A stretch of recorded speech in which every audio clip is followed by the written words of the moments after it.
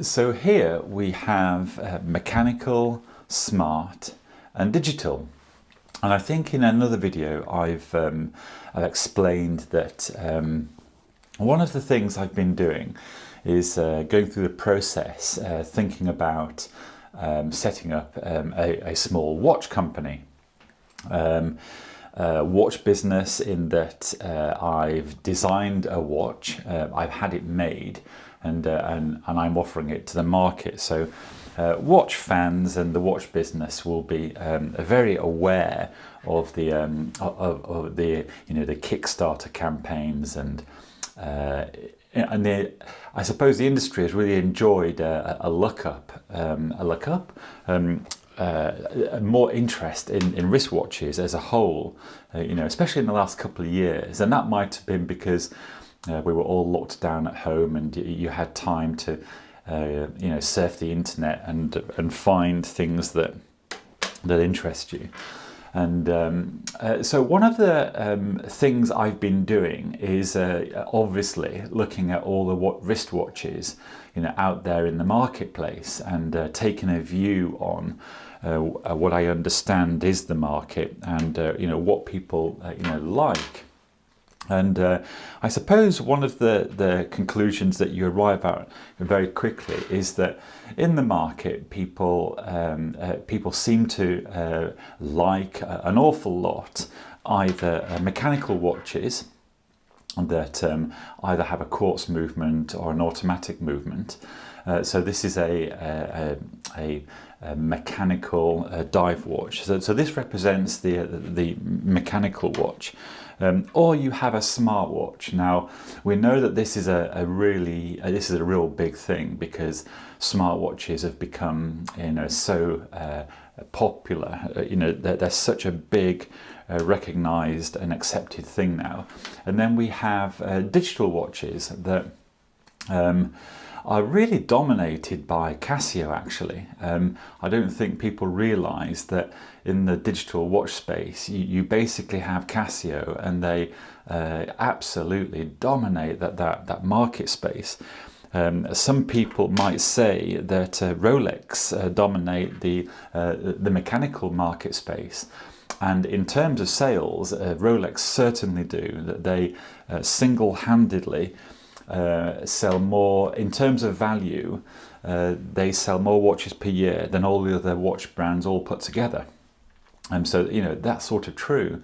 But believe it or not, the Apple smartwatch, in terms of sales, I understand now matches the same amount of sales of Rolex.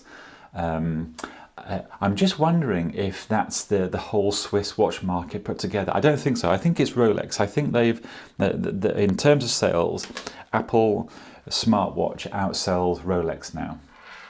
So that's very interesting. Obviously, an Apple smartwatch is a lot less, is not as expensive as a Rolex. So what that means is many less Rolexes are sold per year. In actual fact, we do know what that number is. It's about a million watches a year that Rolex makes. So not necessarily will it sell all of them, but I imagine the demand is certainly there. But anyway, Rolex mechanical watches, the Apple smartwatch, they are two, very successful, enjoyed by many form factor people. These are the dominant players.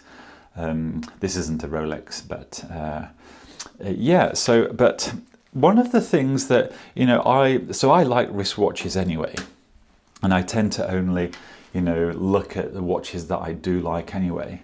But and I was aware of Casio, and I liked Casio, and then Casio dropped the full metal range. So this is one of the full metal range, but this is on the rubber bracelet, and it's why I pulled this out now, so that we've got these three watches, mechanical, smart and digital, all together. And I thought it was interesting, my thoughts and feelings here, because I'm looking at wristwatches through the lens of a geek, of an enthusiast, and of a customer. So I've got that geeky thing going on. So I like mechanical things. I like wristwatches anyway. So I'm a fan of all wristwatches. But also, I'm looking at these things through the lens of the industry and what sells. What do people like?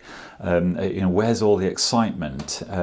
What's the new thing? If I'm designing a watch, what should my watch look like? Now, if you've been to the Facebook page or noticed on the YouTube channel, there's a few designs there actually that were done that give you an indication of what it might be that I'm wanting to have made. Anyway, and I've sort of done that on purpose so that people can respond. But one of the things that I've wanted to do right from the beginning is actually, I don't know if I should say this, well, the expectation is I am wanting to actually also design and create a digital watch. Now, I don't mind telling you actually, my inspiration is really the digital watches of the 1970s. And what I am wanting to do is take that 70s digital watch style, redesign it, but then pack it with all today's latest technology. So really nice black and white contrast displays with all the latest technology, like Casio. And fill that into a modern day reinterpretation of the 1970s LCD. Right, so I suppose that's a bit of a selling point because perhaps I shouldn't have told people that. But what I can tell you is that even though that's cool and it sounds great, the research and development that's involved with creating your own digital watch, in particular designing the module, so the electronics that go into the watch, is quite a massive engineering task. So I don't mind telling people, because I urge anyone to try and give that a go. If you think you're going to build the technology and a new screen and then the microprocessing engineering behind it, I can tell you that it's a massive piece of research and development, and it's not that it can't be done, it's just the financial resource that you need is quite unbelievable. And that's one of my stumbling blocks, because if I do go ahead and build a new digital watch, one of the problems I've got is the R&D cost of the screen and the movement, and it's going to we are talking hundreds of thousands of pounds to actually design that stuff, and that's not even locating the manufacturer or getting those agreements in place. So what it means is I have to identify, what's likely to be the the sales of a new watch like this, because if I'm determining that I'm going to sell tens of thousands of these things, well, straight away it makes it very plausible to put the research and development into making a digital movement.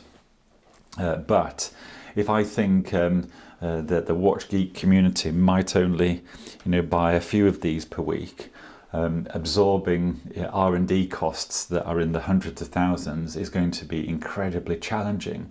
So I have to be very sure that if I make a watch, I'm actually going to be able to sell it.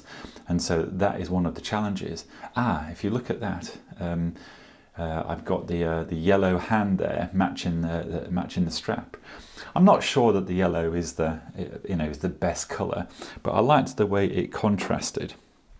But anyway, back to the digital watch, because I thought that the 1970s style of digital watch, reinterpreted and made with today's technology, I really thought that that would be super, super cool, because the design spec does include a Bluetooth connectivity, also solar recharging, So an awful lot of the functionality that's inside, the full metal Casio G-Shock, I was, taking those ideas and wanting to have that technology, redesigned and redeveloped. And I've actually spoken to both Seiko and Casio, and I've asked them if I can borrow their technology or buy their technology.